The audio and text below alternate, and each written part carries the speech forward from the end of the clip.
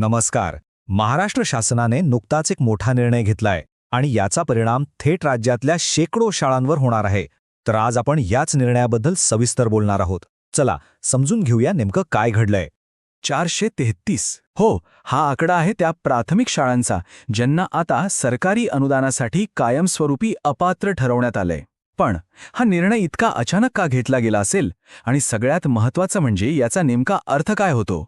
तर हे सगळं प्रकरण सुरू झालंय 1 एप्रिल 2026ला.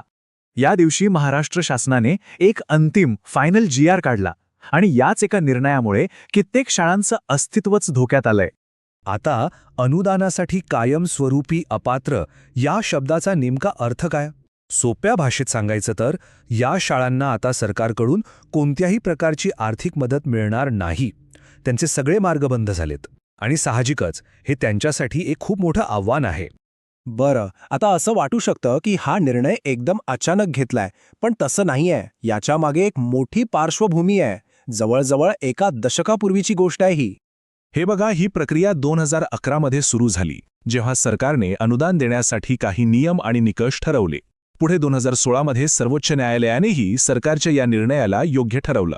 त्यानंतर 2023 मध्ये शाळांना सुधारण्यासाठी शेवटची संधी म्हणून 1 महिन्याची नोटीस पण दिली गेली. पण इतकं करूनही जेव्हा काही शाळांनी नियमांचं पालन केलंच नाही, तेव्हा अखेर 1 एप्रिल 2026ला हा अंतिम शासन निर्णय जारी करण्यात आला. म्हणजे यावरून हे स्पष्ट दिसतंय की शाळांना सुधारण्यासाठी भरपूर वेळ आणि संधी देण्यात आली होती. आणि मूळ सरकारी धोरणात काय म्हटलं होतं ते बघा. एखादी शाळा सलग 3 वर्ष मूल्यांकनात अपात्र ठरल्यास त्या शाळेची परवानगी किंवा मान्यता आपोआप रद्द होईल. म्हणजे बघा, हा नियम अगदी सुरुवातीपासूनच स्पष्ट होता. असं नाहीये की हे काहीतरी नवीन आहे. जर सलग 3 वर्ष कामगिरी चांगली नसेल तर मान्यता रद्द होणार हे आधीच ठरलेलं होतं.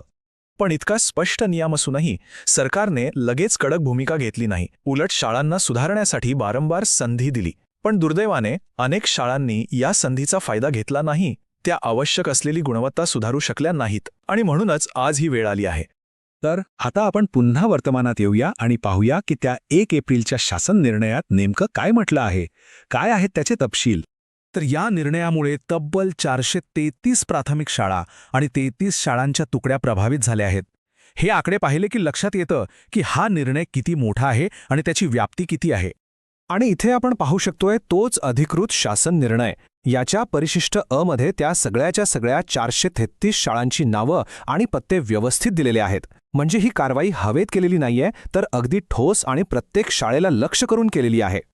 मग आता प्रश्न उरतो की ह्या 433 शाळा आणि 33 तुकड्यांचं पुढे काय होणार. तर सरकारने त्यांच्यासमोर फक्त 2च पर्याय ठेवले आहेत. आणि हो, त्यासाठी एक डेडलाईन सुद्धा दिलीये.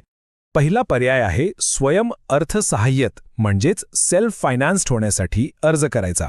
आणि त्यासाठीची शेवटची तारीख आहे 30 एप्रिल 2026. आता दुसरा पर्याय काय?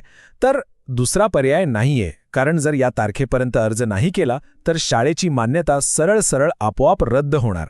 म्हणजे आता त्यांच्याकडे वेळ खूप कमी आहे आणि पर्यायही मर्यादित आहेत. ठीक आहे, शाळांचं काय होईल ते आपण पाहिलं. पण सगळ्यात महत्त्वाचा आणि संवेदनशील प्रश्न म्हणजे या शाळांमध्ये शिकणाऱ्या मुलांचं काय, त्यांच्या शिक्षणाचं काय होणार. चला पाहूया सरकारने यासाठी काही योजना आखली आहे का. हो, तर सरकारने यासाठी एक स्पष्ट योजना तयार केली आहे. ज्या शाळा बंद होतील तिथल्या विद्यार्थ्यांना वाऱ्यावर सोडलं जाणार नाही. त्यांना जवळच्या सरकारी, अनुदानित किंवा महानगरपालिकेच्या शाळेत प्रवेश दिला जाईल. आणि ही सगळी प्रक्रिया 1 मे ते 31 मे 2026च्या दरम्यानच पूर्ण केली जाणार आहे.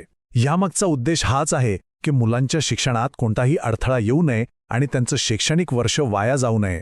तर हे सगळं पाहिल्यावर एक मोठा प्रश्न समोर उभा राहतो. एका बाजूला आहे शैक्षणिक गुणवत्तेचा आग्रह, जो अर्थातच महत्त्वाचा आहे, आणि दुसऱ्या बाजूला आहेत अनेक वर्षांपासून समाजात काम करणाऱ्या प्रस्थापित शाळा. तर या दोन्हींमध्ये एक योग्य संतुलन कसं साधायचं? शैक्षणिक गुणवत्ता टिकवताना या शाळांचं अस्तित्व धोक्यात येऊ नये यासाठी काय करता येईल? हा एक विचार करण्यासारखा मुद्दा आहे.